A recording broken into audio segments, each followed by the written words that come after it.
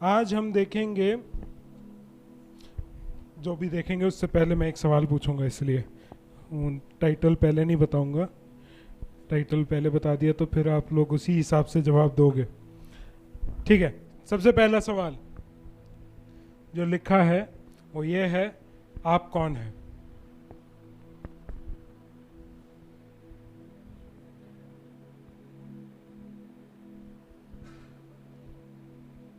अगर कोई पूछे आप कौन हैं तो आप क्या जवाब दोगे?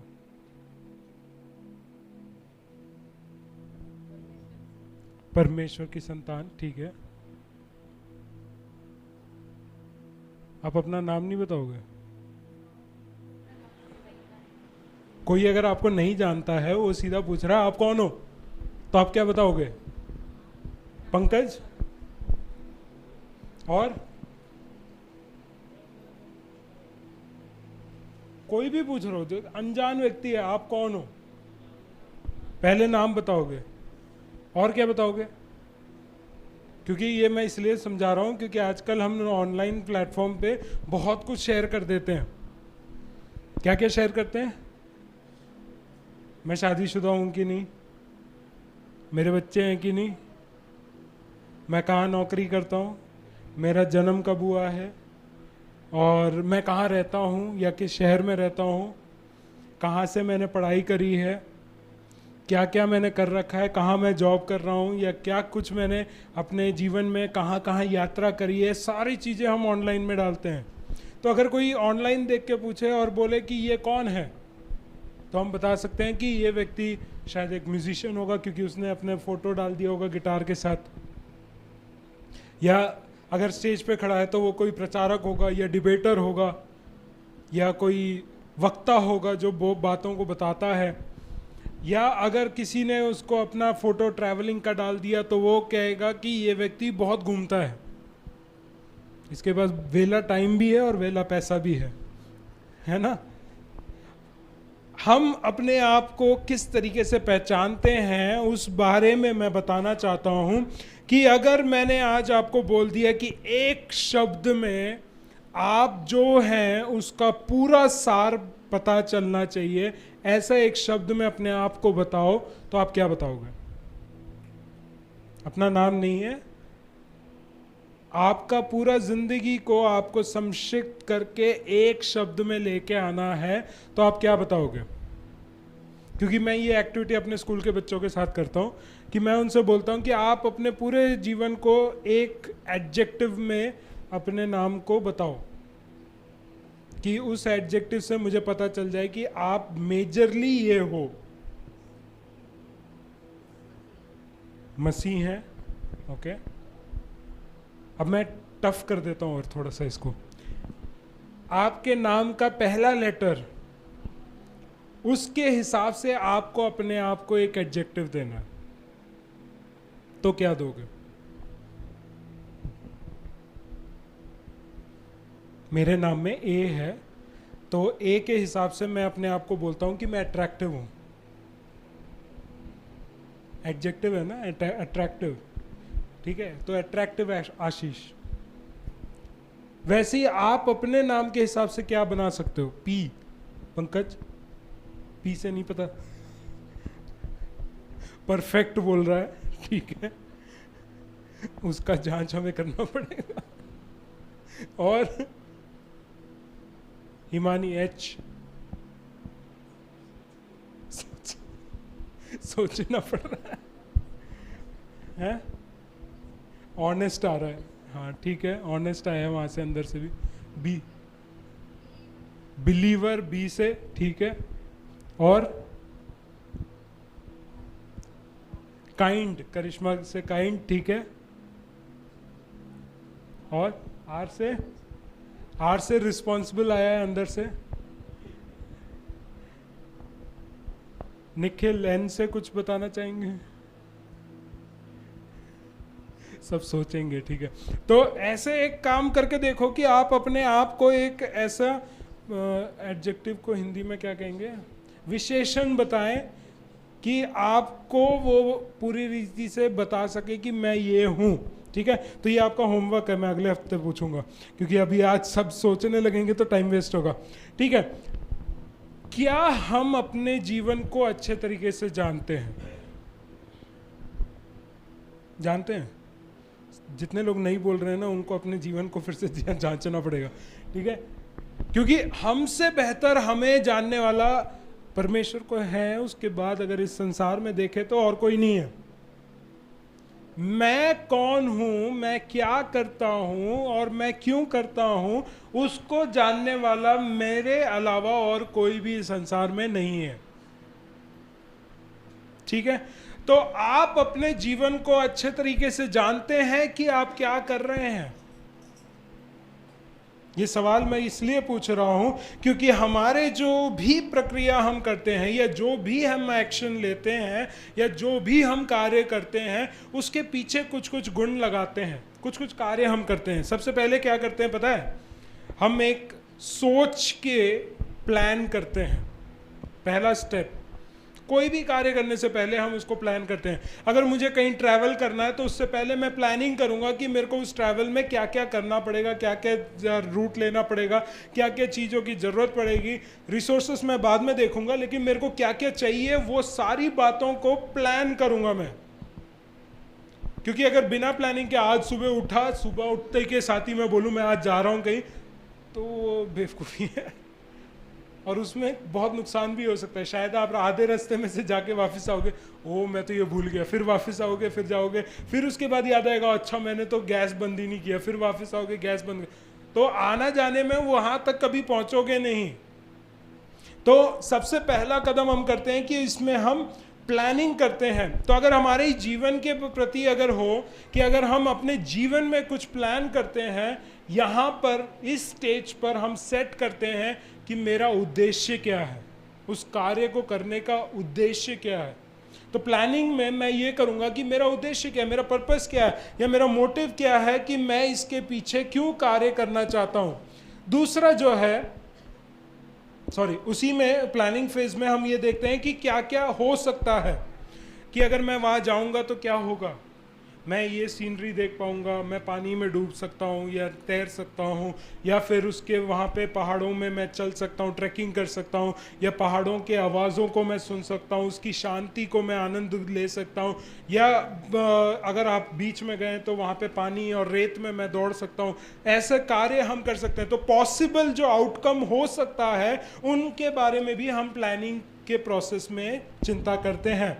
सेकंड, हम क्या करते हैं कि मुझे क्या क्या चीज़ों की ज़रूरत पड़ेगी, रिसोर्सेस, उसको हम एसेस करते हैं कि मेरे पास क्या है। पैसा है मेरे पास, यहाँ से मेरे को वहाँ तक अगर जाना है तो कितना खर्चा होगा, उसके लिए मेरे को जितना पैसा चाहिए वो पैसा है क्या, गाड़ी लेके जाना है या बाइक में जाना है, या फ्लाइट में जाना है, बस में जाना है, या ट्रेन में जाना है, या कैसे जाना है, उसके ऊपर मुझे सोचना पड़ेगा कि वो उसके लिए रिसोर्सेस हैं कि नहीं। अब यात्रा कितना लंबा है उसके हिसाब से मुझे ये भी सोचना पड़ेगा कि खाने के लिए मुझे क्या क्या लेना पड़ेगा। उसी प्रकार हमारे जीवन के भी हर एक कार्य के लिए जब हम आत्मिक जीवन में भी चलते हैं तब भी हम अपने रिसोर्सेस को एसेस करें कि मेरे पास क्या क्या है, और जो है उसके अनुसार मैं ये कार्य को कर सकता हूं या नहीं कर सकता हूं, उसको हमें देखना है। तीसरी चीज जो हम देखते हैं वो ये देखते हैं कि हम उस कार्य को करने से पहले उसके फायदे और नुकसान को हम देखते हैं। मेरा बजट में कोई बड़ा सा छेद हो जाए कि मेरा 3 महीने तक मैं उसमें घर को नहीं चला पाऊंगा, तो वो कार्य मैं नहीं करूंगा। अगर मेरे परिवार वालों को उससे नुकसान हो रहा है तो मैं उस कार्य को नहीं करूंगा। ये वो वाली बात है, इसको अगर समझना है ठीक तरीके से तो इस तरीके से समझिए कि कोविड का टाइम है और आप प्लान कर रहे हैं कि मैं चीन जाऊंगा। जिनको समझ में आया हो वो लोग हंस रहे हैं, ठीक है। जो कोविड का बिल्कुल पीक का समय है और हम प्लान क्या कर रहे हैं, मुझे चीन जाना है। समझिए इस बार को, क्योंकि हम कई बार ऐसे ही प्लान करते हैं कि हम कोई सोच नहीं डालते उसके पीछे। और होता क्या है कि हम फायदे के जगह पे नुकसान अपने जीवन में उठा लेते हैं और फिर उस नुकसान को भुगतते रहते हैं। तो हम जब भी कोई एक्शन ले उससे पहले हम तीसरा काम जो करेंगे वो ये है कि फायदे और नुकसान देखेंगे। फिर चौथा बात हम देखेंगे कि सही समय क्या है। ऑपर्च्यून टाइम को हम देखेंगे कि सही समय क्या है इस कार्य को करने के लिए। अब कुछ बात का एग्जाम्पल मैं अभी दूंगा कि सावन के टाइम पे ही घेवर बनते हैं, है ना। अब वो क्या है रीजन है मुझे नहीं पता, लेकिन मेरे को घेवर थोड़ा सा मैंने खाया तो मेरे को अच्छा लगा, और ये कोई और सीजन में मिलेगा नहीं। वैसे ही मेरा फेवरेट जो है गुजिया, वो सिर्फ मार्च के महीने में ही मिलता है। बना सकते हैं, अभी भी बना सकते हैं, लेकिन उस मौसम में उस परिस्थिति में उसका टेस्ट अलग आता है। और कुछ कुछ चीज़ें जो हैं अगर पुराने संस्कृतियों के हिसाब से अगर देखा जाए तो कुछ लोग बोलते हैं कि ठंड में हमें ये चीज़ खाना चाहिए, गर्मी में हमें ये चीज़ खाना चाहिए।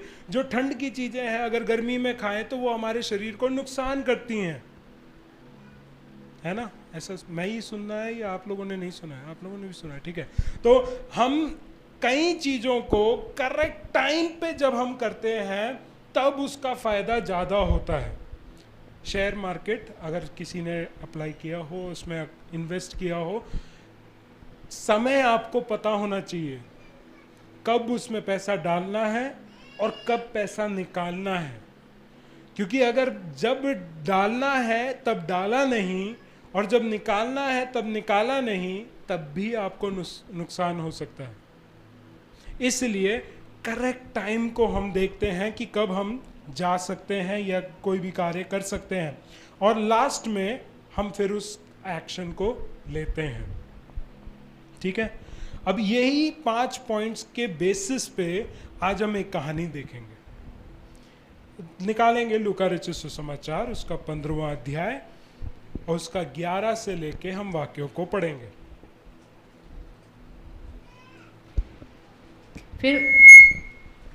फिर उसने कहा, किसी मनुष्य के 2 पुत्र थे। उनमें से छोटे ने पिता से कहा, हे पिता, संपत्ति में से जो भाग मेरा हो वह मुझे दे दीजिए। उसने उनको अपनी संपत्ति बांट दी।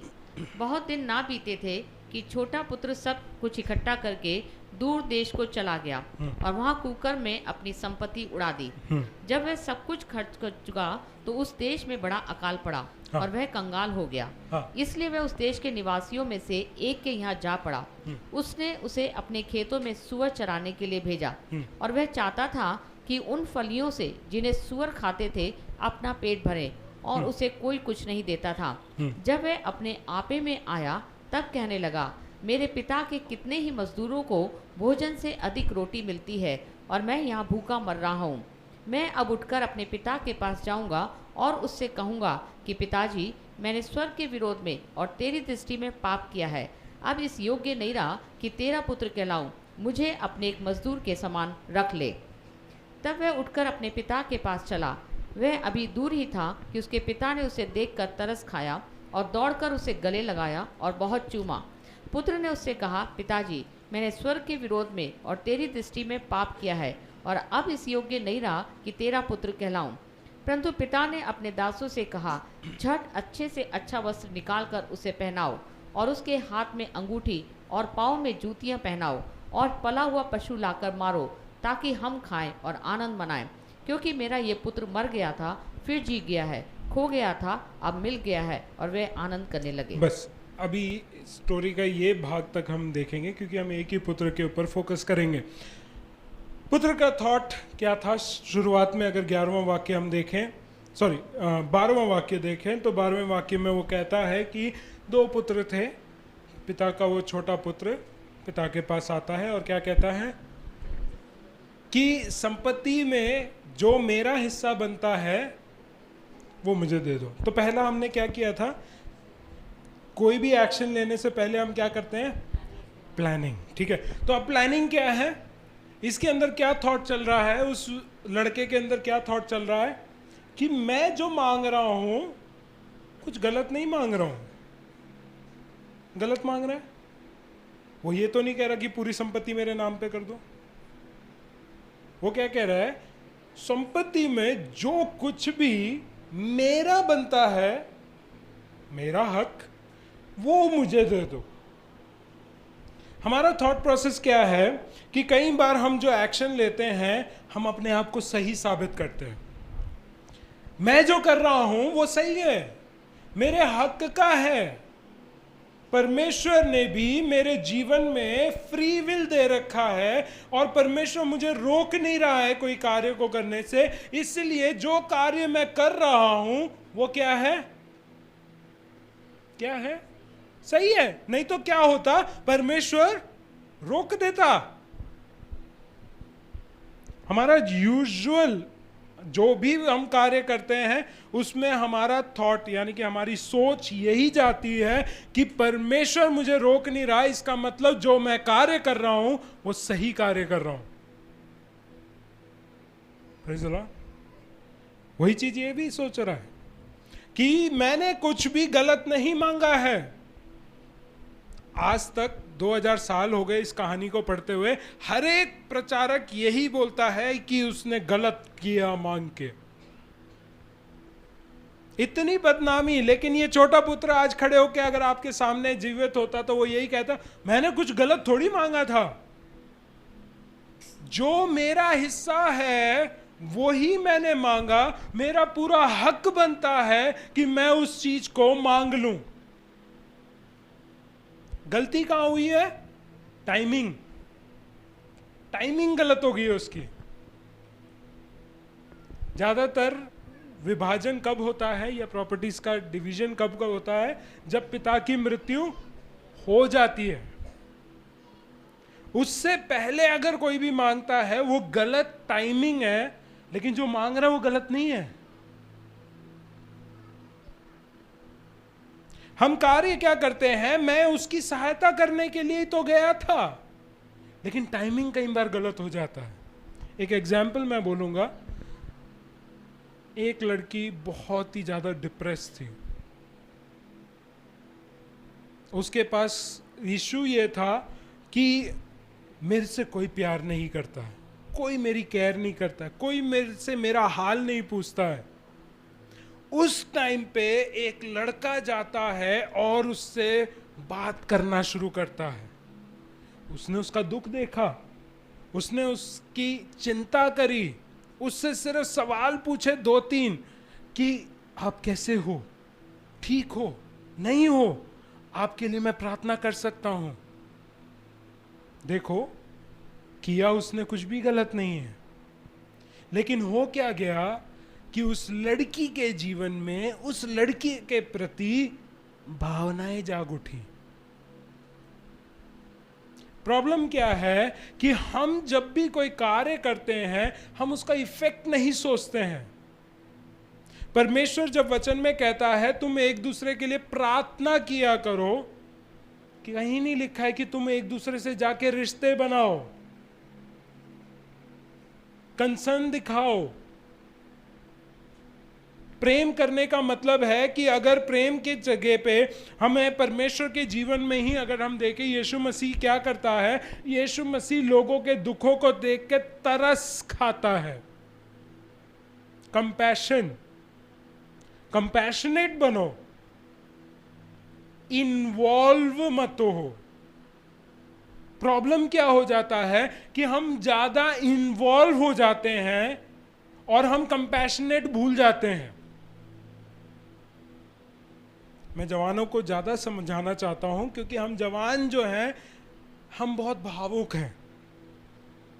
क्यों बोल रहा हूं? क्योंकि मैं भी उसी एज से निकला हुआ हूं। हम भावुक हो जाते हैं, हम इन्वॉल्व हो जाते हैं और हम ऐसी घनिष्ठ रिश्तों में पहुंच जाते हैं कि फिर हम उसमें से निकल नहीं पाते हैं। और गलत कुछ भी नहीं किया है। हमने क्या किया है? हम हेल्प करने गए थे। टाइमिंग मैटर करता है। 5 स्टेप बहुत मैटर करता है। क्या मेरा बात करना सही है, फायदा होगा या नुकसान होगा? हम अपने आप को जानते हैं ना? मेरा सवाल वही था, पहले शुरुआत ही उसी से मैंने किया। क्या आप अपने आप को जानते हैं कि आप अपने जिंदगी में क्या कर रहे हैं? क्योंकि कई बार होता क्या है कि जो भी हम कार्य करते हैं हम इसको आधार बना के शुरू करते हैं, लेकिन जब जिंदगी आगे चलने लगती है ये कहीं पीछे रह जाता है और हम अपने फायदे के लिए कार्य करना शुरू कर देते हैं। पुत्र ने भी यही किया कि थॉट प्रोसेस उसका ये था कि मैंने कुछ गलत नहीं मांगा है, मैं अपने हक का मांग रहा हूं और जो भी कुछ मैं करना चाहता हूं मैं कर सकता हूं, क्योंकि प्रभु ईश्वर ने भी मुझे आजादी दे रखी है। और वही होता है कि अपॉर्चुन टाइम भी देखता है। उसके बाद वो कहता है 13वां वाक्य में कि कुछ दिन बीते, है ना? 13वां वाक्य देखेंगे। ओके।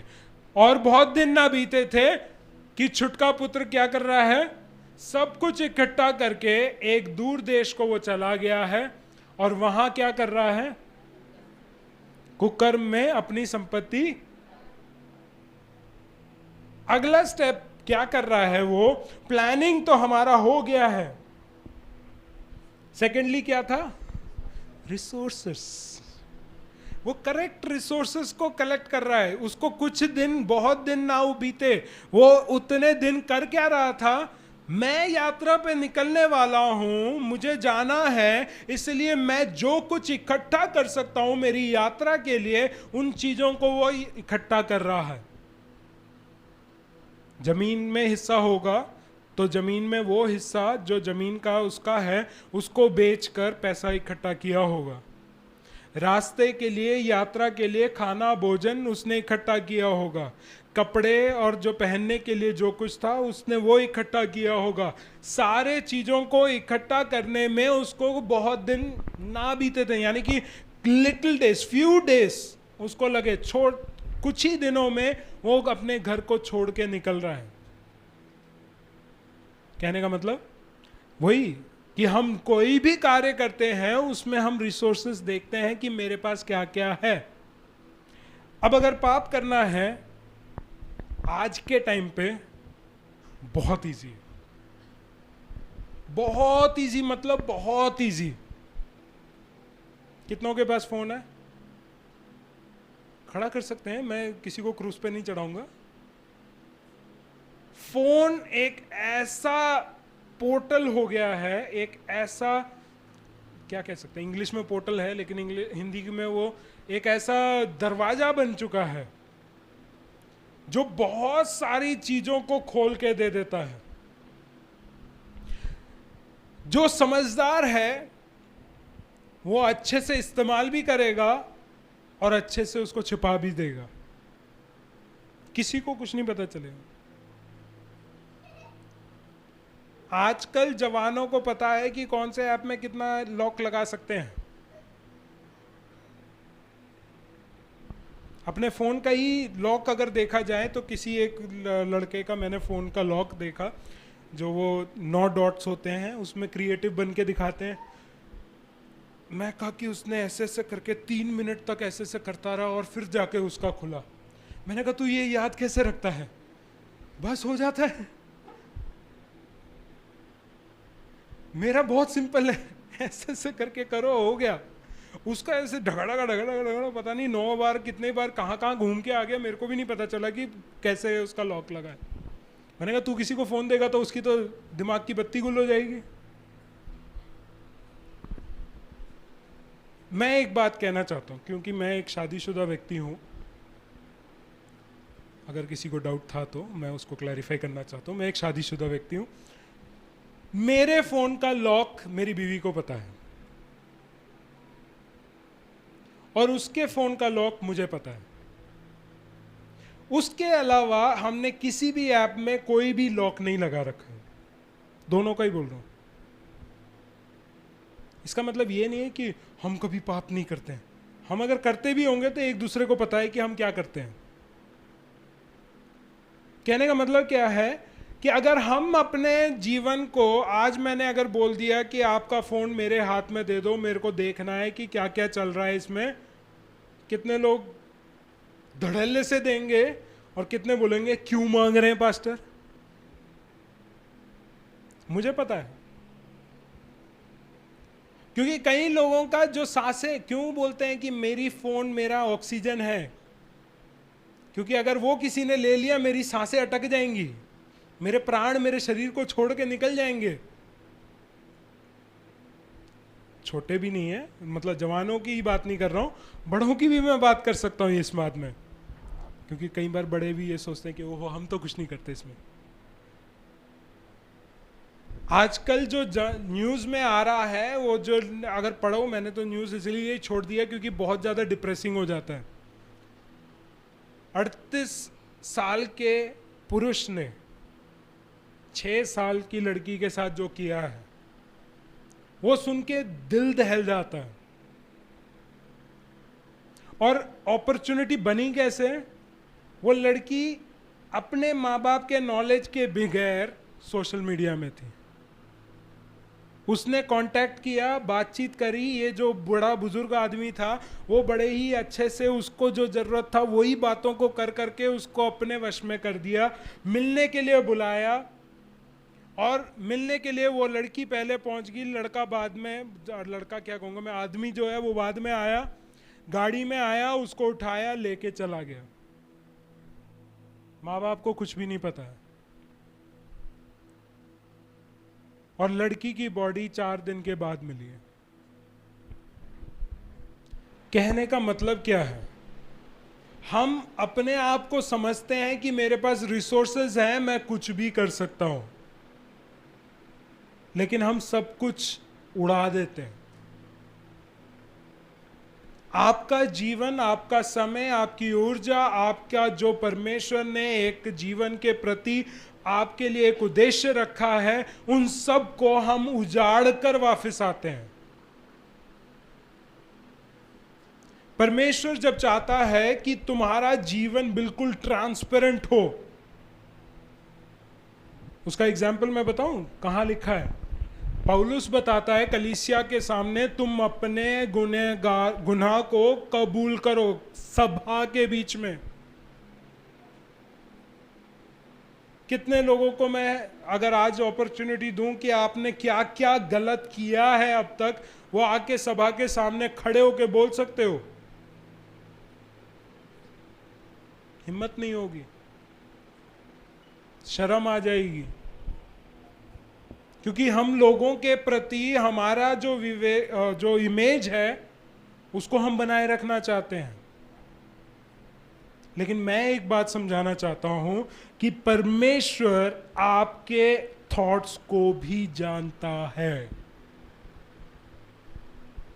परमेश्वर आपके शब्दों को सुनने से ज्यादा, आपके कार्यों को देखने से ज्यादा, वो कहता है, वचन में कहता है कि वो मनों को जांचने वाला परमेश्वर है।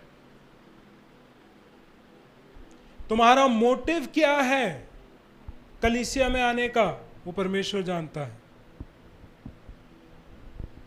तुम सच्चे दिल से आराधना कर रहे हो, मैं जज नहीं करूंगा, परमेश्वर जज करेगा।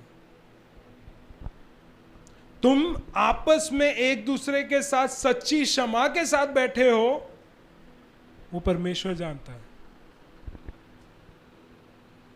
तुम्हारा आराधना स्वीकार हो रहा है या नहीं हो रहा है, वो परमेश्वर जानता है। तुम भी जानते हो, आप भी जानते हो कि मैं कैसा हूं और कैसे मैं आराधना कर रहा हूं। और वही चीज यहां पे भी ये कर रहा है कि वह अपना सारा रिसोर्सेज लेकर निकल रहा है।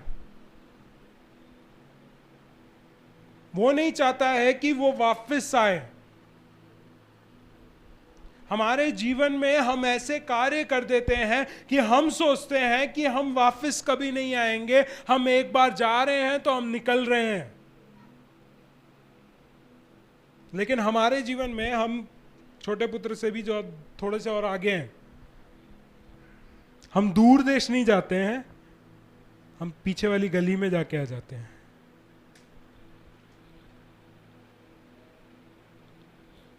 हम छोटे छोटे काम करते हैं और वापस आ जाते हैं, पिता मेरे से ये गलती हो गई।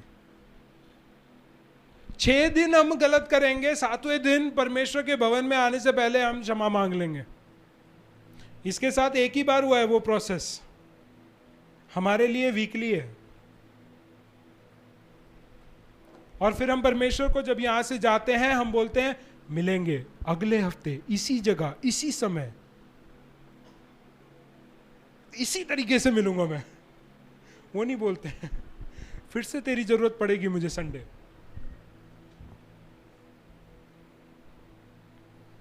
सिक्स डेज हम संसार के साथ रहकर, हम 7th डे होलीनेस में आकर हम क्या उम्मीद कर रहे हैं कि हम नीले आसमां के पार जाएंगे, मेरा यीशु रहता वहां। बिल्कुल जाओगे? वाह,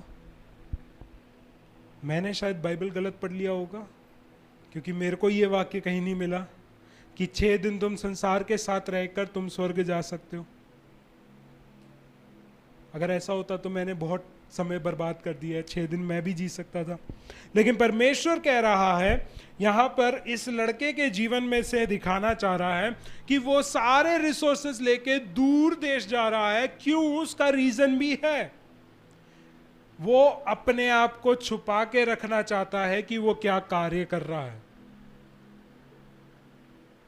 ज्यादातर पाप हम चर्च में बैठ के 2 घंटे की आराधना के बीच में नहीं करते हैं, हम चर्च से दूर जाके करते हैं, हम वचन से दूर जाकर करते हैं। और हम सोचते हैं कि पिता को नहीं पता चल रहा है, क्योंकि कहानी में भी तो ऐसे ही है। कहानी में पिता को छोड़कर, उसके घर को छोड़कर वो दूर देश चला गया है। लेकिन आप ध्यान दोगे, कहानी पढ़ोगे, 25वें वाक्य से पढ़ो, बेटे के पास क्या खबर है। परंतु उसका जेठा पुत्र खेत में था। हाँ। जब वह आते हुए घर के निकट पहुंचा, हाँ। तो उसने गाने बजाने और नाचने का शब्द सुना। हाँ। अतः उसने एक दास को बुलाकर पूछा, ये क्या हो रहा है? हाँ। उसने उससे कहा, तेरा भाई आया है और हाँ। तेरे भाई ने पला हुआ पशु कटवाया है। हाँ, 30वां वाक्य पढ़ेंगे, 30। हाँ। परंतु जब तेरा ये पुत्र, हाँ, जिसने जब तेरा ये पुत्र, जिसने तेरी संपत्ति को वैश्याओं में उड़ा दी है। क्या बोला? इसको कैसे पता चला? खेत से आया है, सिर्फ नौकर से बात करी है कि हो क्या रहा है, नौकर ने भी नहीं बताया है। लेकिन इसके पास क्या खबर पहुंची है कि इसने पैसा कहां उड़ाया है? सोचो। हम कई बार सोचते हैं कि जो मैं दूर देश में जाके कर रहा हूं मेरे घर वालों को कभी नहीं पता चलेगा।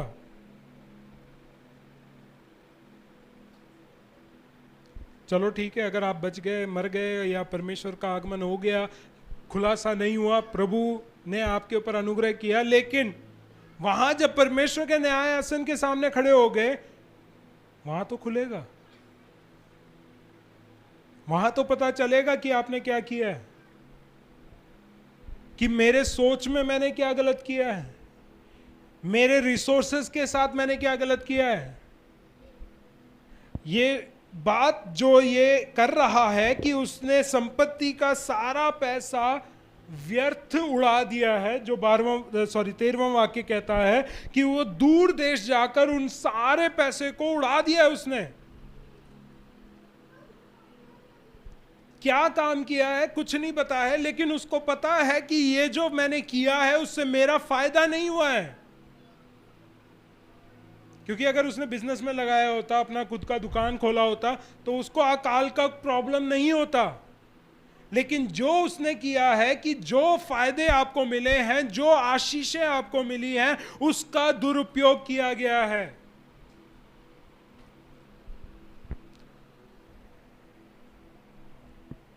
कई टैलेंटेड लोग हैं। 10 तालंत की भी कहानी जो वो है, परमेश्वर बताता है कि एक व्यक्ति को 1 दिया, एक को 2 दिया, एक को 5 दिया। उन्होंने क्या किया? उसको मल्टीप्लाई किया तो परमेश्वर उनसे खुश हुआ। लेकिन जिस एक व्यक्ति को 1 दिया था, उसने क्या किया? जमीन में गाड़ के रखा, कि बोला कि अगर मैंने ये खर्च कर दिया होता और अगर नुकसान में चला जाता तो आप मेरे से गुस्सा करते। वो उन लोगों के लिए कहा जा रहा है कि तुम जो व्यक्ति हो, तुम्हें परमेश्वर ने टैलेंट दिया हुआ है और तुम परमेश्वर के लिए इस्तेमाल ही नहीं कर रहे हो कि उसके द्वारा परमेश्वर का राज्य की बढ़ोतरी हो जाए, तो परमेश्वर तुमसे खुश नहीं है। You are not investing, you are wasting your talents, your god given talents. परमेश्वर ने जो तुम्हें गुण दे रखे हैं उनका उपयोग ना कर कर तुम उसका दुरुपयोग कर रहे हो, क्योंकि तुम उसका फायदा नहीं उठा रहे हो, उसको नुकसान में लेके जा रहे हो। परमेश्वर उस बात से प्रसन्न नहीं होता है। और इसलिए कई बार हम ये सोचते हैं कि हम परमेश्वर की संतान हैं, हम परमेश्वर के लिए जिएंगे, हम विश्वासी हैं बोलकर हम अपने जीवन को जीते जरूर हैं, लेकिन हमारे जीवन में भी इस छोटे पुत्र की तरह अकाल की अवस्था आ जाती है। वही है 14 वाक्य, क्या कह रहा है? जब उसका पैसा पूरा खत्म हो चुका है, सब कुछ, वही कह रहा है वहां पे 13वें वाक्य में ही 14th वर्स, जब वह सब कुछ खर्च चुका तब इसकी क्या कह सकते हैं, दुर्भाग्य को देखो। जिस दिन उसका सब कुछ खत्म हुआ है उस दिन देश में बड़ा अकाल हुआ है। मैं ये मानता हूं कि परमेश्वर के बच्चे जब गलत डिसीजन लेकर अपने जीवन को चलाते हैं, उस दिन परमेश्वर का कार्य उनके जीवन में खराब होता चला जाता है, उनकी परिस्थितियां खराब होती चली जाती हैं, उनके जो विषय हैं जो उनके अनुसार उनको आशीष प्रदान करने चाहिए थे वो सारे सूखे पड़ जाते हैं। और वह क्या घोषित कर दिया गया उसको? वो कंगाल हो गया।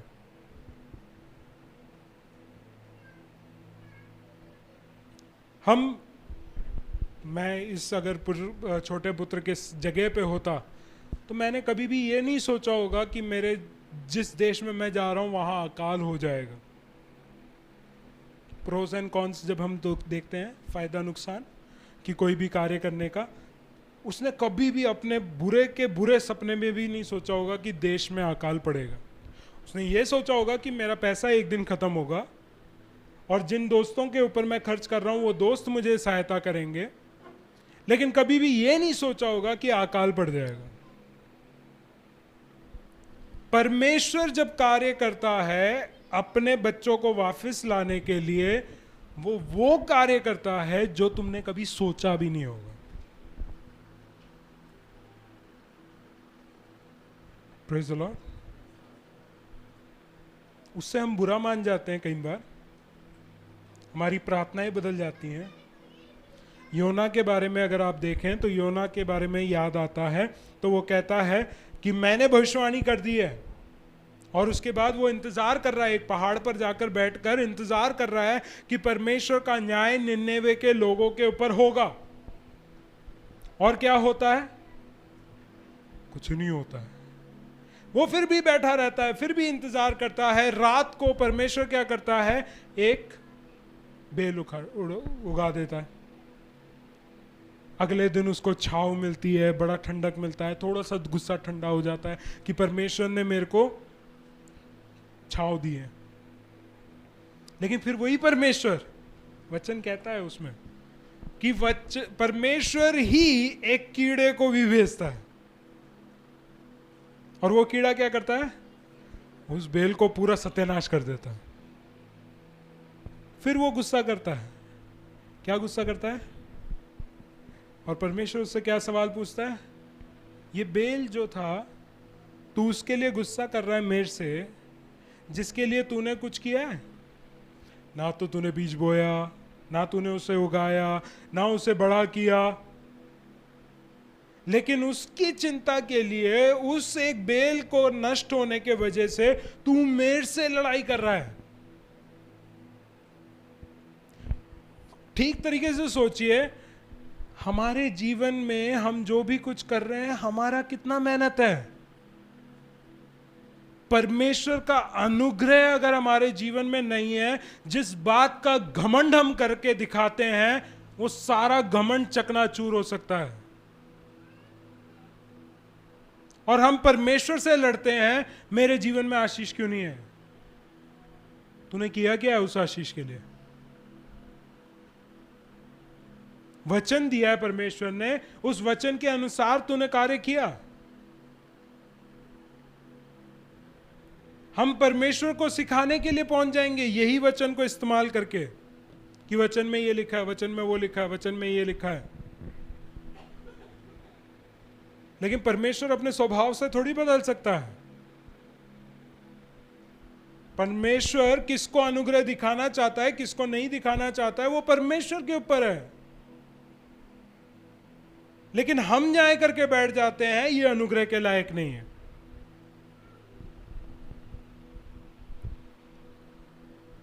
सिंपल एग्जाम्पल और मैं लेना चाहूंगा। किसी ने आपसे गलत किया, आप उसके बारे में क्या कहेंगे? आगे अच्छी बातें कहेंगे? सामान्य स्वाभाविक मनुष्य कभी भी उस व्यक्ति के बारे में अच्छा नहीं कहेगा। हम उसके बढ़ा चढ़ाकर, मसाला लगाकर और बुराई करेंगे। बिब्लिकली क्या है? सही है, लेकिन हम करेंगे क्योंकि मेरे को शांति मिलनी है। और शांति मिलने का जरिया हमने ये सोचा है कि अगले की बुराई हम करेंगे, उसके द्वारा मुझे शांति मिलेगी। Praise the Lord. कई बार हम करते हैं, लेकिन मैं ये कहना चाहता हूं कि अगर सच्ची में आपको शांति चाहिए, उस व्यक्ति को आपको क्षमा करना पड़ेगा। जाके बोलना पड़ेगा, तूने गलत किया मेरे साथ, लेकिन फिर भी मैं तुझे क्षमा कर रहा हूं। तूने क्षमा मांगा नहीं है, तुझे शायद एहसास भी नहीं है कि तूने मेरे साथ गलत किया है, लेकिन मेरे को जो फील हुआ है, मेरे को जो दर्द हुआ है, मुझे जो दुख पहुंचा है, उसके वजह से मैं तुम्हारे पास आ रहा हूं और मैं क्षमा मांग रहा हूं और क्षमा दे रहा हूं, क्योंकि उससे मुझे शांति मिलेगी। यीशु मसीह जब क्रूस पे थे, क्या हुआ? सब लोग, जिन लोग उनके विरोध में हुए, सब लोग बोलते जा रहे हैं कि तू मसीह है तो तू नीचे उतर के आ, तू हमें चंगा करके दिखा, तू मसीह का पुत्र है तो ये करेगा तो हम तुम पे विश्वास करेंगे। उसको झूठा आरोप लगाया जा रहा है, ये अपने आप को परमेश्वर का पुत्र कहता था। उन्हीं लोगों के लिए यीशु मसीह का प्रत्युत्तर क्या था? पिता इन्हें क्षमा कर। उन्होंने क्षमा मांगी नहीं थी, लेकिन यीशु कह रहा है, पिता तू इन्हें क्षमा कर, क्योंकि ये नहीं जानते ये क्या कर रहे हैं। Praise the Lord. स्टोरी में आगे जाएंगे। रिसोर्सेस ले लिया, ऑपरचुन टाइम तो ये बेकार हो गया, क्योंकि क्या आ गया है? अकाल आ गया है। एग्जाम्पल मैं और बढ़ा देता हूं अच्छे से। मान लो कि आप मनाली निकले थे, बारिश हुई, लैंडस्लाइड हो गया, तो ऑपरचुन टाइम नहीं है, वो गलत टाइम पे आप गए। ठीक है, तो उसी तरीके से इसके साथ हो गया है। अभी अकाल पड़ गया है, और फिर उसके बाद 15वें वाक्य में कह रहा है वो कहाँ गया है? किसी के घर पहुंच गया है। उस देश का नागरिक है, उस देश में सुअर चलाते हैं, और अब इसको नौकरी क्या मिल रही है? सुअर को चराना है। यहूदी लड़का जो सुअरों को अशुद्ध मानता है, उनको वो चरा नहीं सकते, उनको वो पाल नहीं सकते, उनको अपने घरों में रख नहीं सकते, वो लड़का अब अपनी अवस्था इतनी दयनीय हो चुकी है कि वो उन्हीं सुअरों को चराने का काम करने जा रहा है। हम जब गलत डिसीजन ले चुके होते हैं, उसके बाद भी हमारा घमंड नहीं टूटा है अभी तक, हम उसी में बने रहते हैं। हम कीचड़ में भी पहुंच जाएंगे, हम सूअर के समान बन जाएंगे, सूअर के साथ रह लेंगे, सूअर के समान बात करेंगे, सूअर का खाना भी खाने के लिए हम अपने अंदर इच्छा ले आएंगे, क्योंकि मेरी अवस्था वैसी हो चुकी है। जो भी व्यक्ति गलत डिसीजन का मतलब है जो भी वचन के खिलाफ कोई कार्य करता है, वो व्यक्ति हमेशा ऐसे ही अवस्थाओं में जाकर अपने आप को फंसा लेता है और वो सोचता है कि अब मैं सूअर का ही खाना खा लेता हूं, क्योंकि उसके अलावा मुझे और कुछ नहीं मिलेगा। लेकिन इसका दुर्भाग्य और देखो, वो खाना चाहा लेकिन वो भी खाना की अनुमति उसको नहीं मिली। हमारे डिसीजंस, हमारे थॉट्स, हमारा प्लानिंग, हमारा रिसोर्सेस का कैलकुलेटिंग करना, प्रोस कॉन्स देखना, ऑपर्चुन टाइम देखना, सब कुछ हम करके हम सारी गलतियां करके बैठ जाते हैं और हम सोचते हैं कि ओके कोई बात नहीं, सैटरडे को रात को हम बैठ के अपने आप को क्षमा मांग लेंगे, संडे को हम अच्छी आराधना कर लेंगे, संडे को जब कलीसिया से वापस जाएंगे फिर से हम गलत कर बैठेंगे। हम अपने जीवन में लगाम नहीं लगाते हैं। कलीसिया में जब हम आते हैं हम बिल्कुल कंट्रोल में रखते हैं अपने आप को। यहां किसी ने अगर गुस्सा भी दे दिया, गाली नहीं बोलेंगे, लेकिन कलीसिया से निकलते के साथ ही वो लगाम पता नहीं ऐसे फ्री छोड़ देते हैं कि हमें कई बार एहसास होता है कि वो लगाम है भी कि नहीं। मन को हम फ्री छोड़ देते हैं, कुछ भी सोच सकते हैं, कुछ भी कार्य कर सकते हैं, कुछ भी हम बोल सकते हैं, और फिर क्या करते हैं, छठे दिन सैटरडे की रात को फिर हम वो लगाम ढूंढते हैं कि कल मुझे चर्च जाना है। Praise the Lord. हम वो रिचुअलिस्टिक क्रिश्चियंस बन चुके हैं। हम एक टिक बॉक्स को क्लिक कर रहे हैं, बस आज मैं सुबह चर्च आ गया, मैंने गीत गा लिए, मैंने प्रार्थना कर लिया, मैंने वचन पढ़ लिया, मेरा हफ्ते भर का कोटा खत्म, अब अगले हफ्ते को मैं कोटे के लिए फिर से टिक मारने के लिए आ जाऊंगा।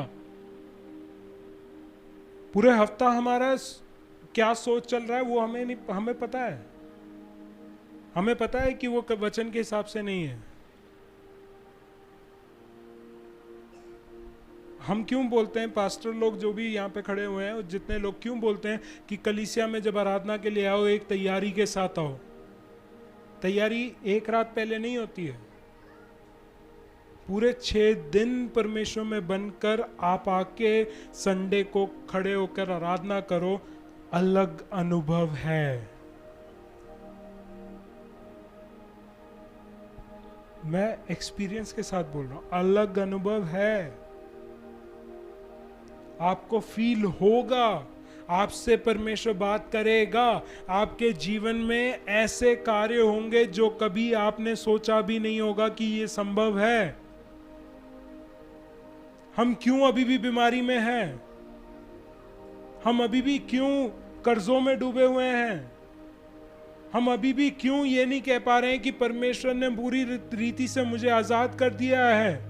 हम अभी भी ये क्यों नहीं कह पा रहे हैं कि मैं आत्मिक रीति से उन्नति कर रहा हूं, मैं अभी भी परमेश्वर के वचन में अपने जीवन को बनाए रख रहा हूं, मैं सेवा में लग गया हूं, मैं लोगों को परमेश्वर के राज्य में जोड़ रहा हूं? क्यों नहीं कह पा रहे हैं? क्योंकि हमारी खुद की तैयारी नहीं है। मैं सिंपल सा एक एग्जाम्पल ये बात को समझाना चाहता हूं कि संडे हमारा ट्रेनिंग ग्राउंड है। 6 दिन हमें युद्ध करना है। कोई कलीसिया आपके साथ नहीं है उस समय, पासबान हर एक विश्वासी के साथ नहीं है 6 दिन, हर कल हर पल हर घड़ी नहीं है। आप जो यहां पे आज सीख रहे हैं, इसी को इस्तेमाल करके आपको शैतान से लड़ना है 6 दिन। एक विश्वासी का कर्तव्य है वो। हमारे अंदर थॉट क्या है पता है? पासबान का कार्य क्या है? आज तो हम पूरा पासबानी काम करते हैं संडे को ज्यादातर, फिर उसके बाद क्या है, मंडे से लेके सैटरडे तक मेरी उंगली पकड़ के चलाना है पास्टर का काम। अगर आप वो सोच के बैठे, गलत सोच के बैठे। फिर मसीह ये कहता कि तुम्हें अगर चेला बनना है अपना क्रूस उठाओ और पास्टर तुम्हें चलाएगा। ये लिखा है वाक्य में, तुम अपना क्रूस उठाओ और मेरे पीछे हो लो, तुम्हें चलना है। हम वो भूल जाएंगे। उसमें गलतियां हैं, पास्ट से गलतियां होती हुई आई हैं इस चर्च में, लेकिन वचन तो समझो। कलीसिया में वचन को प्राथमिकता देने के लिए क्यों बोला जा रहा है? क्योंकि मसीह ने सिखाया है कि तुम्हें मेरा चेला बनना है। हम यहां पे बोलेंगे कि मैं आत्मिक घर का विश्वासी हूं, कोई मान्यता नहीं है उसकी स्वर्ग में। स्वर्ग में पूछा जाएगा तुम मसीह के हो कि नहीं, मसीह की बात को माना है कि नहीं, मसीह की इच्छा के अनुसार तुम चले हो कि नहीं।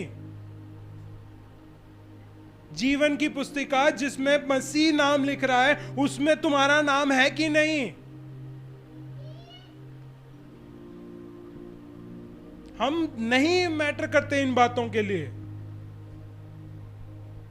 मेरे लिए वो प्राथमिकता है ही नहीं कि मसीह मेरे बारे में क्या सोच रहेगा, या मेरे कार्यों को देखकर वो खुश होगा या दुखी होगा, मुझे उससे मैटर ही नहीं है। परमेश्वर मेरे को रोक तो नहीं रहा ना वो कार्य करने से, इसलिए सही है, इसलिए मैं करता रह रहा हूं और चलता रहा हूं। चलते जाओ चलते जाओ। लेकिन अगर ये उम्मीद बैठे हो कि आखिर में तुम स्वर्ग में जाओगे, गलत उम्मीद लेके बैठे हो। वचन के हिसाब से और आत्मा की अगुवाई के अनुसार अगर आप अपने जीवन को नहीं चला रहे हैं, भूल जाओ कि स्वर्ग आपके लिए है। बड़े ही प्लेन शब्दों में मैंने बोला है, घुमा फिरा के बात नहीं करी है, सीधा बोल रहा हूं। और तुम्हारा कर्तव्य है कि तुम अपने आत्मिक जीवन में परमेश्वर के साथ होकर, उसकी आत्मा की अगुवाई में होकर, परमेश्वर के वचन को फॉलो करते हुए अपने आत्मिक जीवन को चलाते और बढ़ाते जाओ। नहीं तो इसकी तरह हो जाएगा, सुअरों के बीच में आ जाओगे, सुअरों का खाना खाने की इच्छा रखोगे, जिंदगी में जो भी कुछ मिल रहा है उसी को अपना मान के हम जीना शुरू कर देंगे। परमेश्वर ने आपको बनाया इसलिए है कि उसके साथ संगति रखने के लिए, सुअरों के साथ नहीं। अपने स्टैंडर्ड को नीचे मत गिरो। परमेश्वर तुम्हें कहता है, जब हम पहला पत्रस पढ़ेंगे 2 अध्याय,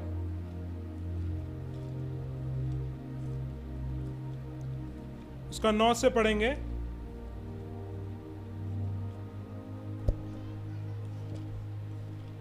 पर तुम एक चुना हुआ वंश। क्या हो?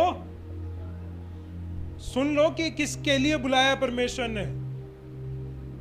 तुम एक चुना हुआ वंश हो और राजपदधारी, राजपदधारी, रॉयल प्रीस्टहुड लिखा है।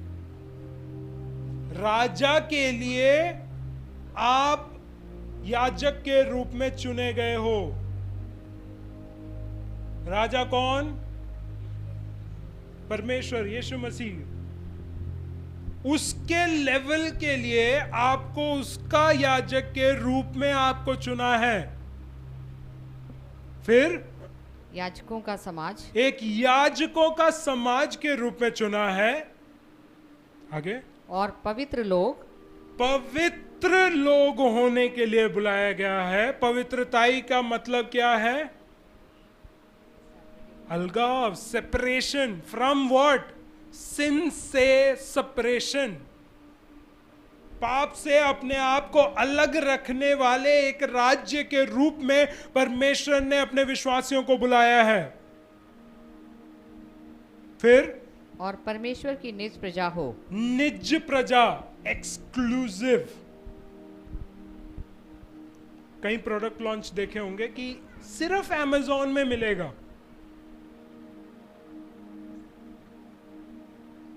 क्यों? क्योंकि उन्होंने वो राइट उनको दिया है कि यहीं बिकेगा, यहीं से खरीद पाओगे, कहीं और आपको अवेलेबल नहीं है। उसी तरीके से परमेश्वर ने बोला तुम मेरे निज प्रजा हो, तुम केवल मुझ में ही पाए जाओगे और कहीं नहीं पाए जाओगे। लेकिन हम कहां अभी हैं? छोटे पुत्र की तरह कहां पे हैं? सुअरों के बीच में।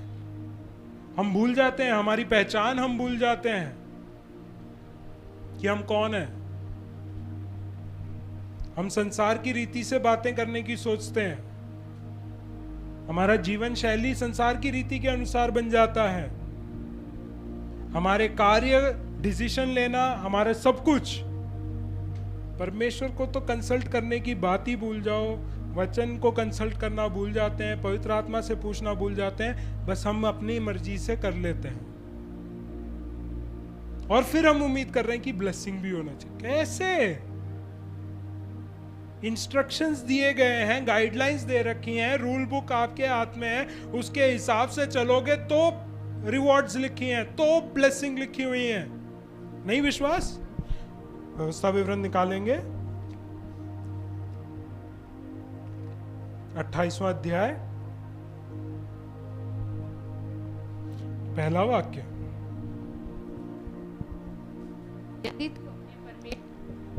यदि तू अपने परमेश्वर यहोवा की सब आज्ञाएं यदि तू अपने परमेश्वर यहोवा की क्या है? सब आज्ञाएं। सभी लिखा है ना? कुछ आज्ञाएं तो नहीं लिखी है। मैं सारा कुछ नहीं फॉलो करता, मैं इतना इतना तो फॉलो करता हूं, मैं उनसे तो अच्छा हूं, इतना तो मैं कर ही लेता हूं।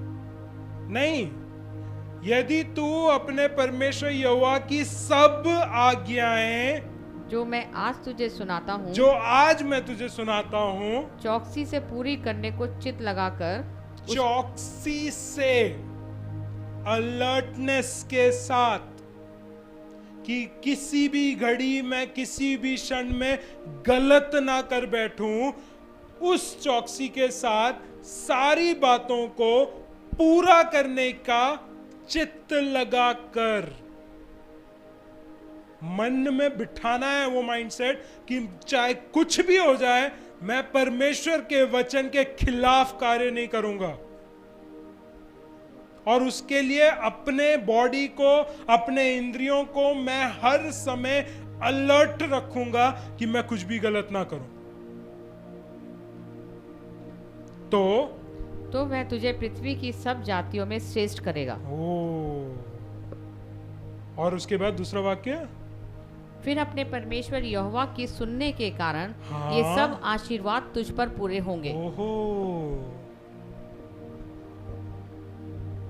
आशीर्वाद तभी मिलेगा, आशीष परमेश्वर से तभी मिलेगी, तभी आपके लिए अवेलेबल होगा, तभी आप आशीषित होंगे जब आप परमेश्वर की सब आज्ञाएं पूरी करेंगे। सिंपल। आप नहीं उम्मीद कर सकते कि आपके बच्चे आशीषित हो जाएं अगर मां बाप सही नहीं है तो।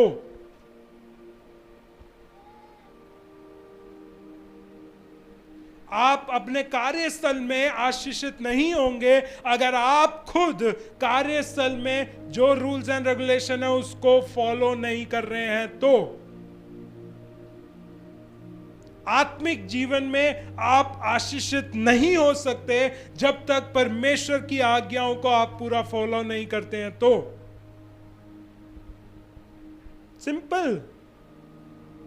आप आशीषित होना चाहते हैं, प्रभु की आज्ञाओं को पूरी रीति से सब समय में चित्त लगाकर चौकसी के साथ पूरा करें। आपकी आशीष कोई नहीं रोक सकता। Praise the Lord, praise the Lord. Praise the Lord. हम आशीषित होना चाहते हैं लेकिन आज्ञा नहीं फॉलो करना चाहते। हमें कोई जुगाड़ बताओ, तो मेरे पास नहीं है। सिंपल रीजंस हैं, सिंपल इंस्ट्रक्शन है कि फॉलो करो, तुम आशीष पाओगे। नहीं तो सुअरों के पास रहोगे, अपने आप को कंगाल पाओगे, अपने आप को हर एक उन बातों से जिनकी आप लालसा करते हो कभी आपके जीवन में पूरा नहीं होगा, क्योंकि आप परमेश्वर के वचन को पूरा नहीं कर रहे हैं। 15 वाक्य के बाद 16वें वाक्य में हम क्या देख रहे हैं? इसलिए वह उस देश के निवासियों में से एक के यहाँ जा पड़ा। हाँ, उसने उसे अपने खेतों में सूअर चराने के लिए भेजा। हाँ, और अगला। वह चाहता था हाँ। कि उन फलियों से जिन्हें सूअर खाते थे हाँ। अपना पेट भरे, हाँ। और उसे कोई कुछ नहीं देता था। जब वह अपने आपे में आया, बस हम भटक तो गए हैं, हम गलत राहों में हैं, गलत चीजों को हम कर रहे हैं, लेकिन इस वाक्य के दौरान क्या कहा जा रहा है? जब वो अपने आपे में आया, once he recognized himself कि मैं कहाँ हूं, मेरी अवस्था कैसी है, मैं क्या कर रहा हूं, मैं कहाँ पहुंच गया हूं, मैं किस हाल में था और कहाँ हाल में आ गया हूं, वो रियलाइजेशन आना जरूरी है। If you want that change, assess करो कहां हो तुम आज,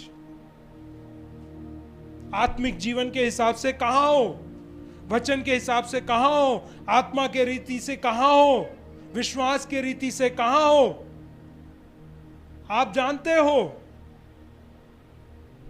लेकिन अब अभी अपने आपे में नहीं आए हो। खोलो अपनी आंखें, ओपन योर आईज,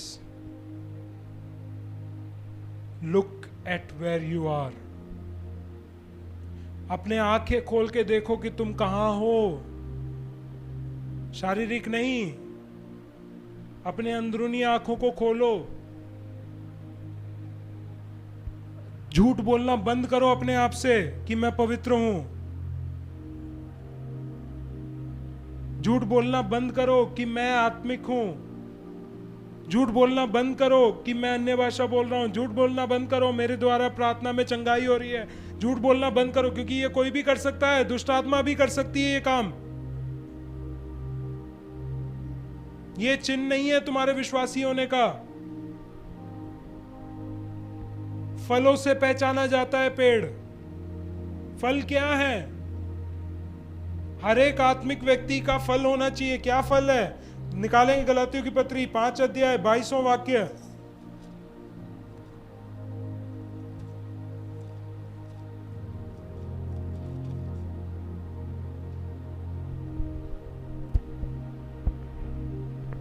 पर आत्मा का फल, आत्मा का फल प्रेम है। अगर आप आत्मिक कह रहे हैं अपने आप को, प्रेम है। 50% प्रेम नहीं है, 20% प्रेम नहीं है, 100% जैसा मसीह ने प्रेम किया, क्या तुम प्रेम करते हो?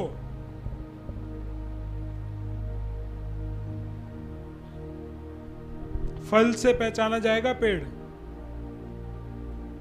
आत्मिक फलों से पहचाना जाएगा, वरदानों से नहीं लिखा है कि आत्मिक वरदानों से पता चलेगा कौन व्यक्ति आत्मिक है। फलों से पहचाना जाएगा कि कौन व्यक्ति आत्मिक है। सबसे पहला फल प्रेम, दूसरा फल आनंद। जो आत्मिक है वो आनंदित रहेगा हर पल हर घड़ी, खास करके जब परेशानियों से जाएगा। क्योंकि अगर परेशानियों के बीच में आपके मुंह से ये क्या हो गया, ये क्यों हो गया मेरे जीवन में, परमेश्वर ने ऐसा क्यों किया, बोल दिया, मन में सोच भी लिया, बोलने की भी क्या जरूरत है, वहीं आपको पता चल जाना चाहिए कि आप आत्मिक नहीं हो। क्योंकि बाइबल फुल ऑफ एग्जाम्पल्स हैं आत्मिक लोगों के जिन्होंने परेशानियों के बीच में भी हंसकर उसका सामना किया। पौलुस खुद कहता है फिलिपियों की पत्रियों को, आनंदित रहो। मैं फिर कहता हूं प्रभु में आज सदा आनंदित रहो। कहां पे लिख रहा है पता है? खुद जेल में। आत्मिक व्यक्ति ही वो बात बोल सकता है, क्योंकि उसके अंदर आनंद है, परमेश्वर का आनंद है। परिस्थितियां बिल्कुल डिक्टेट नहीं करती हैं कि उसकी क्या अवस्था है। परिस्थितियां कुछ भी हो, उनके बीच में भी आनंदित होना चाहिए। तीसरा, शांति। शांति। Okay, peace, yes. हाँ, शांति। लेकिन इसका अर्थ क्या है? मेल मिलाप। एक दूसरे के साथ शांति बनाए रखना जरूरी है। आत्मा के फल हैं, फल से पहचाना जाएगा आप कितने शांति में एक दूसरे के साथ। प्रभु के साथ कितनी शांति में, एक दूसरे के साथ कितनी शांति में, फल से पहचाना जाएगा। अगर मनमुटाव लेके बैठे हुए हैं, आराधना कर रहे हैं, कह रहे हैं मैं आत्मिक हूं, नहीं हो तुम, क्योंकि तुम्हारे अंदर शांति नहीं है अगले व्यक्ति के प्रति। कई लोग आके कहते हैं ये आपके प्रति ये ऐसा बोल रहा है, मेरे को क्या फर्क पड़ रहा है, मेरे को तो उसके प्रति शांति है। अगर फर्क पड़ गया आपको, शांति भंग, फिर आराधना करके देखो, आराधना में मजा नहीं आएगा। क्यों? क्योंकि शांति नहीं है, तो आत्मा में आराधना नहीं हो रहा है। फिर चौथा, धीरज। धीरज क्या है? इंग्लिश में अच्छा वर्ड है वो, मुझे अच्छा लगता है ये पढ़ने में, लॉन्ग सफरिंग। अगर कोई आपको दुख देता जा रहा है, धीरज के साथ सहना, यानी कि सहते रहना। कोई दुख पे दुख करता जा रहा है, बोलता जा रहा है, कर रहा है, मेरे को बदनाम कर रहा है, बोलने दो उसको, तुम सहते जाओ। उसके लिए भी आशीष लिखा है। पौलुस कहता है कि अगर तुमने मसीह के कारण तुमने कोई भी दुख सहा है, उसको आनंद की बात समझो। आनंद समझो। आनंद देखो कैसे कनेक्ट हो गया, आनंद और धीरज कैसे कनेक्ट हो रहा है। सहने से मुझे आनंद मिलना चाहिए, प्रेज गॉड। फिर कृपा। कृपा, जेंटलनेस। फल क्या है? कि कृपा दिखानी है, काइंडनेस, जेंटलनेस। फिर उसके बाद फिर क्या है? भलाई। भलाई। प्राप्त होगी नहीं लिखा है, भलाई आपको दिखाना है। बुराई को किससे जीतना है? भलाई से। Overcome evil with good. You have to do good. आप भलाई के अलावा कुछ नहीं कर सकते। हम क्या करते हैं कि उसने मेरे साथ बुरा किया है तो मैं उसके प्रति बुरा तो नहीं करूंगा, तो आप आत्मिक नहीं हैं। आपको उसके लिए भलाई करना पड़ेगा, तब आप आत्मिक बनेंगे। कि जो व्यक्ति आपके लिए बुरा कर रहा है उसके प्रति आप भलाई करो, तब आप आत्मिक कहलाए जाओगे। उससे पहले आप एक क्या कहते हैं, मॉरल व्यक्ति हैं। मॉरल मतलब नैतिक, एक अच्छे नैतिक व्यक्ति हैं। आपके विचार अच्छे हैं लेकिन आप आत्मिक नहीं बने हैं। क्यों? क्योंकि आप भलाई नहीं कर रहे हैं। फिर उसके बाद क्या कह रहा है? विश्वास। परखा जाएगा। और पिछले हफ्ते मैंने देखा कि आपका विश्वास कहां पे आप लंगर डाल रहे हैं, उसमें आपका फर्क पड़ेगा कि आप आत्मिक हो कि नहीं। बारिश हो रही है, बाढ़ का आज भी मैसेज आ गया कि बाढ़, सीवियर बाढ़ आ सकती है। उसके बीच में मेरा विश्वास क्या है कि मैं अगर डूब जाऊंगा, अगर वो विश्वास रख रहे हैं, तो फिर आत्मिकता कहाँ है? मैं अपने प्राण के ऊपर विश्वास कर रहा हूं कि क्या होगा। लेकिन एक विश्वासी, आत्मिक विश्वासी ये कहेगा कि चाहे मैं उस बाढ़ में डूब भी जाऊं, मेरे लिए फायदा है कि मैं अपने प्रभु के पास जाऊंगा। Praise Lord. पौलुस उसी बात को, मैं पौलुस का ही एग्जाम्पल दे रहा हूँ क्योंकि मैं भी अपने आप को पूरा आत्मिक नहीं मानता हूँ। ये पौलुस क्या कहता है कि मेरे लिए जीना मसीह, मरना मेरे लिए लाभ है। क्यों कह पा रहा है? क्योंकि उसको पूरा विश्वास है कि मैं मसीह में मजबूत हूं। आज मान लो कि 30 सेकंड बाद आपकी मृत्यु है, कितने लोग स्वर्ग जाएंगे? कितने लोग मसीह का चेहरा देखेंगे? कितने लोग दूसरे व्यक्ति का चेहरा देखेंगे? आपको पता है, मुझे बताने की जरूरत नहीं है। आगे, विश्वास के बाद नम्रता। नम्रता। नम्रता क्या कहते हैं?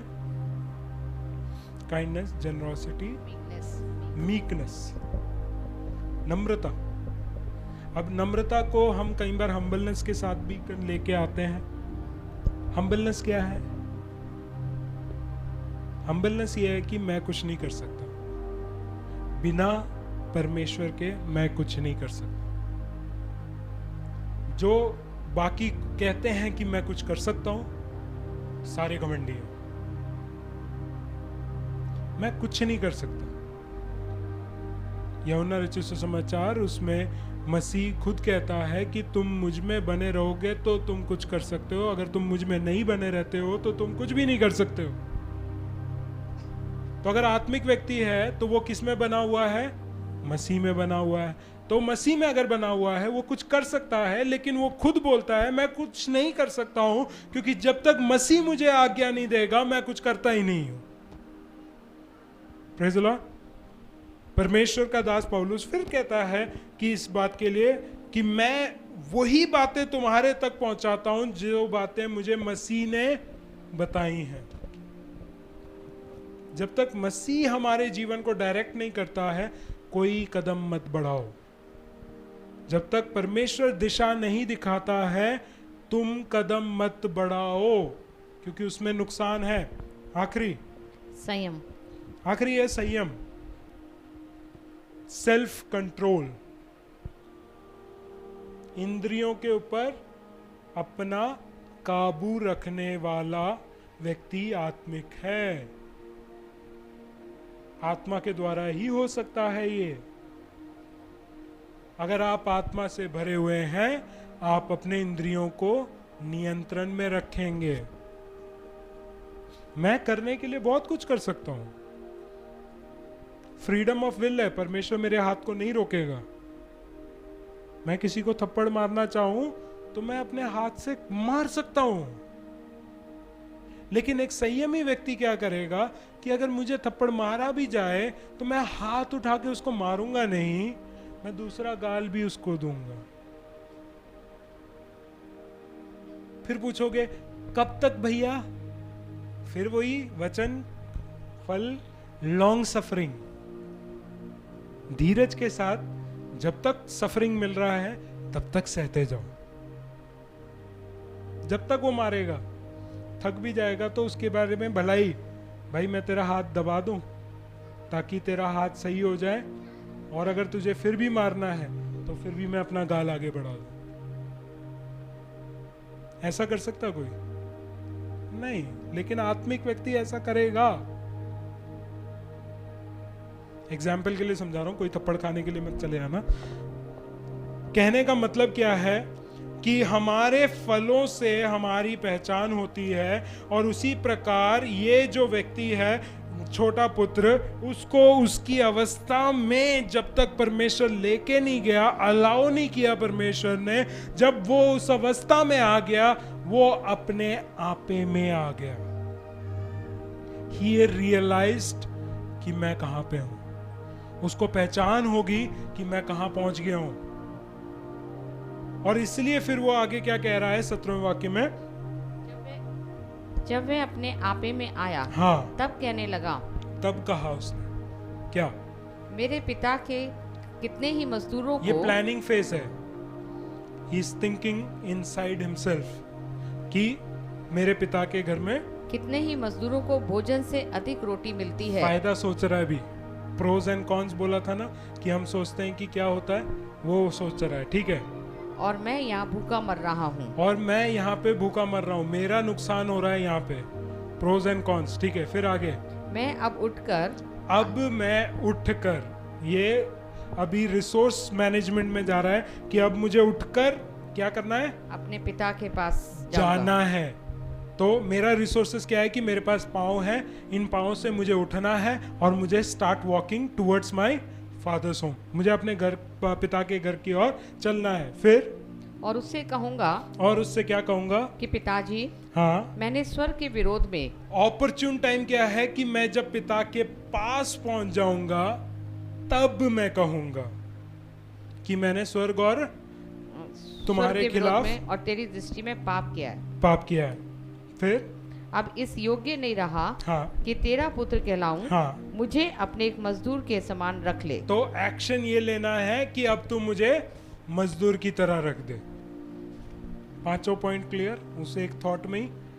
प्लानिंग हम कर लेते हैं, हम क्षमा कर लेते हैं, हम अपने परमेश्वर के सामने ये बातें रख लेते हैं, लेकिन क्रॉस को भी अगर आप देखोगे, हम इसकी पूजा नहीं करते हैं लेकिन इस क्रॉस को देखेंगे, ये भी 2 डंडों से बना हुआ है। पहला क्या है, इंटरनली आपको परमेश्वर के सामने अपना पश्चाताप करना है। दूसरा क्या है, जब वो अपने घर के पास पहुंचता है फिर क्या होता है, तब वह उठकर अपने पिता के पास चला। वह अभी दूर ही था कि उसके पिता ने उसे देखकर तरस खाया, हाँ, और दौड़कर उसे गले लगाया, हाँ, और बहुत चूमा। हाँ। पुत्र ने उससे कहा, अब पुत्र जो है, एक लाइन तो आपकी सही होगी, ये पिता के सामने, परमेश्वर के सामने। सेकंड स्टेज क्या है कि वो जिससे गलत किया है उससे वो क्षमा मांग रहा है। रेस्टोरेशन चाहिए, आप जो खोए हो उसको पाना है, तो आपको पहले तो परमेश्वर के सामने, परमेश्वर के साथ अपनी सारी बातों को सही करना है। लेकिन उतना ही करके छोड़ दोगे तो पूरा रेस्टोरेशन नहीं होगा। पूरा रेस्टोरेशन के लिए जिसके साथ आपने गलत किया है उस व्यक्ति से जाकर आपको क्षमा मांगना है। ठीक है, वो होता है। फिर क्या हो रहा है, पिताजी, मैंने हाँ, स्वर के विरोध में हाँ, और तेरी दृष्टि में पाप किया है, और अब इस योग्य नहीं रहा कि तेरा पुत्र कहलाऊं। हाँ, परंतु पिता ने अपने दासों से कहा, झट अच्छे से अच्छा वस्त्र निकालकर उसे पहनाओ, ओके। और उसके हाथ में अंगूठी और पाँव में जूतियां पहनाओ, और पला हुआ पशु लाकर मारो, ताकि हम खाएं और आनंद मनाएं। Praise the Lord. बस रेस्टोर क्या हो रहा है, इंस्टेंटली रेस्टोर हो रहा है। जैसे ही ये प्रोसेस पूरा खत्म हो गया, it is at the cross that you are forgiven. जब आप परमेश्वर के साथ सही कर लेते हैं और जिन लोगों के साथ आपने बुरा किया है उनसे आप सही कर लेते हैं, उस घड़ी, उस पल आपको क्षमा मिलती है। और जब क्षमा प्राप्त हो जाता है, जो जो चीजें आपकी खोई हैं, चाहे आपका कपड़ा हो, आपकी इज्जत, आपकी अंगूठी हो, आपका अधिकार खोया हो, वो वापस मिलता है। आपके जूते, यानी कि आपका पर्पस चलने का, जो आप जूतों से, जो इस तरीके से मैं कनेक्ट कर रहा हूं कि वचन में लिखा है, धन्य है, सुहावने हैं उनके पांव जो सुसमाचार लेके आते हैं। तो वही हमारा पर्पस जब हमें रिस्टोर करा जाता है। And then fourth thing is fattened cow sacrifice करना, so that we can have a fellowship, हम आनंद मना सकें। लास्ट में वही है पर्पस उसका। तो कहने का मतलब क्या है कि जो कुछ भी आपने खोया है उन सब का रेस्टोरेशन उसी घड़ी में हो जाता है जब आप ये प्रोसेस को पूरा खत्म करते हैं। और फिर क्या हुआ है, क्योंकि मेरा ये पुत्र मर गया था, फिर जी गया है, हाँ, खो गया था, अब मिल गया है, हाँ, और वे आनंद करने लगे।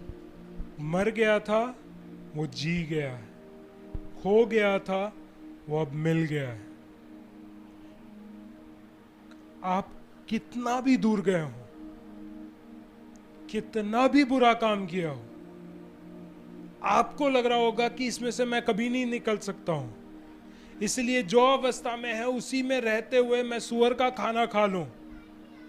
लेकिन परमेश्वर ये दिखा रहा है इस कहानी के द्वारा, you can still come back. क्योंकि अभी भी परमेश्वर अनुग्रह कर रहा है। वापस आओ, परमेश्वर के साथ सब कुछ सही करो। सारी चीजें जो आपने जिसके प्रति भी गलत किया है उनसे क्षमा मांग के सब कुछ क्लियर करो। वो क्षमा करें ना करें उनका हेडेक है, आपका कर्तव्य बनता है कि आप क्षमा मांगो। उसके बाद आप देखेंगे जो भी कुछ आपने खोया है आत्मिक जीवन में, वो सब कुछ आपको वापस दिया जाएगा। अपने आप को आप चाहते हैं कि आप आत्मिक रीति से बढ़ना चाहते हैं, आत्मिक रीति से आशीषित होना चाहते हैं, पहचानो कि आप कौन हैं। पहचानो कि आप कहां हैं। पहचानो कि आपको कहां होना चाहिए। तभी आप चेंज ला सकते हैं। And change is possible. बदलाव हो सकता है। निर्णय आपको लेना है। पिता उस पुत्र के पास नहीं था जब वो सूअरों के साथ था। पिता नहीं था उसके पास। उसका बड़ा भाई उसके साथ नहीं था।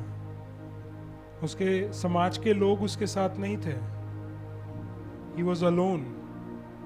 वो अकेला था वहां पे। तुम्हारा खुद का निर्णय है। अगर सुधरना है सुधर जाओ। ये उम्मीद मत करके बैठो कि बाप आएगा तो मैं सुधरूंगा, भाई आके डांटेगा तो सुधरूंगा, पासबान आएगा बताएगा कि तू कर रहा है वो गलत कर रहा है तब मुझे एहसास होगा। नहीं, तुम्हें खुद एहसास होना चाहिए कि तुम सही कर रहे हो या गलत कर रहे हो। सही गलत का पहचान आपके हाथ में परमेश्वर ने दे दिया है। अध्ययन करो, पढ़ो इसको, पहचानो कि मेरा एक्शन सही है गलत है,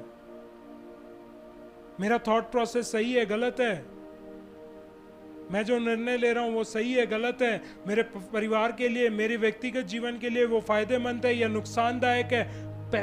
अध्ययन करो इसमें से। क्योंकि आप परमेश्वर के सामने खड़े होकर ये नहीं बोल सकते कि आपने मेरे दास को नहीं दिखाया, परमेश्वर के दास को नहीं पहचान करवाया, मेरे साथ भविष्यवाणी नहीं किया, इस वजह से मैं सुधरा ही नहीं। परमेश्वर कहेगा मैंने तेरे को वचन दे रखा है,